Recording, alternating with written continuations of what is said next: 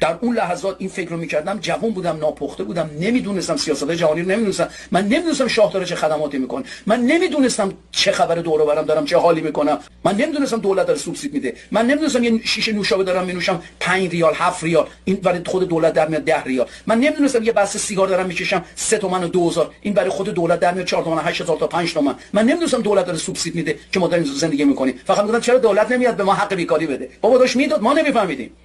من نمیدونستم که 2-3 میلیون دانش آموز وقتی میره مدرسه مجانی، کتاب مجانی، دفتر و خودکار در اصل مجانی بود، اون 1 قرون 2000 و 5000 1 تومن بود. من اینا رو نمیفهمیدم این با 10 تومن چجوری داره حال میکنه.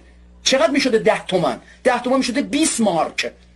خب اینا سوبسید بود. نگاه کن ببین من دارم چی بهت میگم. نبین کی میگه، ببین چی میگه.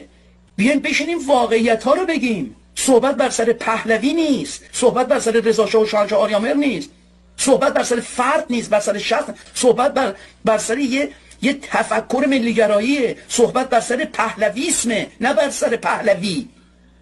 پهلوی یه شخصه، پهلویسم یه تفکره. بگو از اونا که رفتن برو بی صدا شکستن، بگو از اونا که